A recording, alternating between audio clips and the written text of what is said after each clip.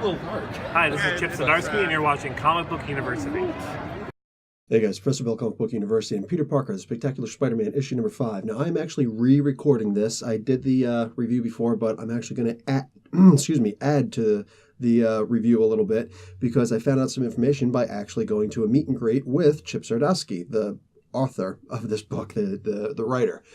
No, Adam Kubert was not there. That would have been pretty cool, though, right? Okay, so anyway, in this comic book, we basically have the Vulture has pretty much put everybody at a stalemate. He's got his thumb on a dead man's switch. Well, just basically a little button. He's like, I'm going to blow everything up. You guys don't back off.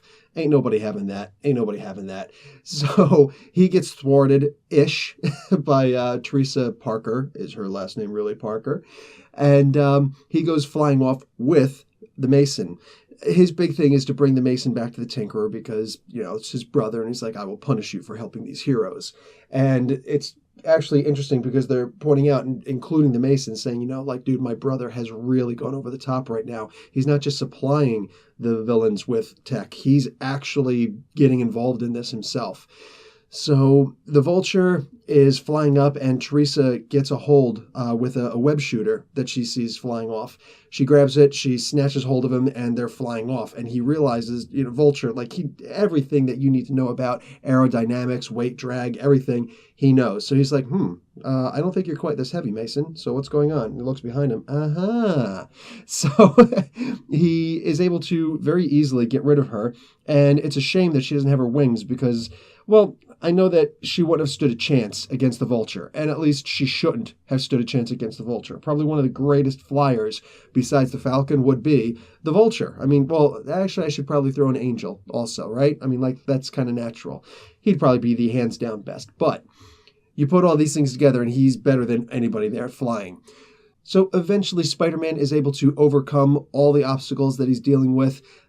He's able to break out and of the building that's collapsed in on itself and save Uatu. No, not the Watcher, his friend who was working with the Mason. And then he's able to go after the Vulture himself. Vulture's like, whoa, I've seen that look before. I'm getting out of here. Because, you know, when Spider-Man gets ticked, he's going to wallop somebody. So Vulture he hightails it out of there. A couple of other minor things happen in the comic book, including seeing the Mason being able to tinker with tech while actually falling under high-stress situations, and he's able to make Teresa's wings work again. That was actually kind of cool. Like, maybe it's just like a brush over for a lot. For me, that's actually pretty cool. He works well under stress. I love seeing something like that. That's a talent. That's absolutely a talent. He's not fumbling. So anyway, he gets taken away to it. Peter Parker basically does the thing that he typically does. He tries to take over the situation when he thinks that things are out of control. He let things get out of control, and now he's like, okay, now I got to take complete control over things. Okay. So what he does is he says, you know, Mason, you're going to hang out with my Aunt May, and you're going to pretend your name is Ben for, you know, reasons. So he's staying with, so Mason is going to hide out with Aunt May. Yeah, I don't see anything bad happening in the future with that. So he also takes Teresa, and he's like, listen, you got to go underground. You can't come out there. There's this Gray Blade, this faction of S.H.I.E.L.D., which is defunct to begin with, coming out, and they're trying to kill you because they don't need you alive. They just need your blood because that's where these files are hidden. It reminds me of the Omega Drive storyline that happened with the Punisher and Daredevil and a bunch of other guys in crossover. That was a good storyline. This is similarly a good storyline. It's a good plot. So in the end, we see that the Gray Blade has put out an arrest warrant in some regard. Well, they can't do that themselves, but they're going to make it so that Peter Parker winds up getting arrested because that's the way they're going to get to Spider-Man, and that's the way that they're going to get to Teresa. So, okay, I actually see the line of reasoning there. It makes sense. Something that I found was, and literally it's just going to be, okay, cool. I can't wait to see what happens. But the thing that's so interesting to me, and the reason why I had to redo this is because listening to Chip Zdarsky talking on stage with Ryan North, the writer for The Unbeatable Squirrel Girl, got autographs by them both. What do you call it? It's cool because he explains how originally his idea was at the end, the Gray Blade was going to hire Natasha Romanoff to go after Spider-Man. They're actually going to put a hit out on Spider-Man, and that's really cool. Until the editors actually turned around and said, hold on now, you can't do that because, you know, she actually died over in the Secret Empire books. Very cool. Now, this is cool. Like, I know a lot of people might be like, oh, well, Chip isn't reading all the Marvel. No, Chip is not reading every single Marvel comic book out there. I am not reading every Marvel comic book out there. Chip is doing his job. Okay, he's writing his comic book, and he's talking to Dan Slott, who actually has the main Spider-Man title, and Dan Slott usually writes like a year in advance. So, it's hard to work around things when you've already got them set up. There's no bargaining chips. It's like, okay, what are you doing right now? Well, right about now, this should be happening. Oh, okay, well then I'll just do this instead. You can't bargain after he's already done this stuff a year in advance. What are you going to do? So the idea is that he was actually planning having Natasha Romanoff put out a hit or have a hit, and she's going to take the contract out on Parker. That was actually pretty cool. But the thing that I really gleaned off of this is that the editors are actually trying to at least pay attention to continuity. Maybe there are just too many Marvel books out that they're not doing it with everything.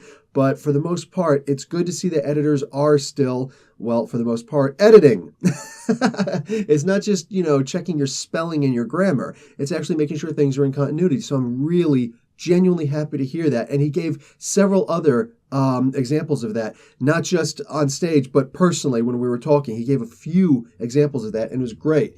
Chip is really good people. He's such a, even though he was sick, you could tell he was visibly sick, suffering from a cold. Laryngitis is probably coming soon, but regardless, and he was still really cool to every single fan who came walking up there. At one point, I was like, listen, I don't want to keep on bothering you because I had this guy. I had his ear for a good 10 minutes talking up with this guy. He's showing me things on his cell phone. What do you call it? Like artists that are actually doing things for the upcoming book that he's going to be writing for the Marvel 2-in-1. The art is spectacular, and yes, I'm using that because of the pun included for this title. But it's amazing, the art here. I'm infatuated by the art. I can't wait to get my grubby little hands on this Marvel 2-in-1 comic coming up. It looks like it's going to be amazing. So, even then, I'm like, okay, I'm gonna bounce because he's like, no, it's cool. You waited in line. You got here. Talk to me. So he was really cool with that. Actually helped me bag my comics. He had a couple extra Mylar bags, helped me bag my comics. So regardless, you're going to have to trust me when I say that my grade remains the same. I didn't bump up my grade because he was so cool to me in person. I actually did not. I'm still giving this comic a B+. This was a really good comic. I love but the backstory just helped out a lot, knowing what he was planning on doing originally, and then the idea that instead they're going to put out an arrest warrant for Peter Parker to try and get to Spider-Man. It's cool the way that plans change, and sometimes you have to take a lesser road because, things, life, comics. But all in all, it was a really great experience talking to him. Very cool guy. Definitely enjoying this comic book. Come on. Go back and look at my other reviews. I don't have any beef with this comic. Anyway, guys, Professor Bill, Comic Book University. Class dismissed.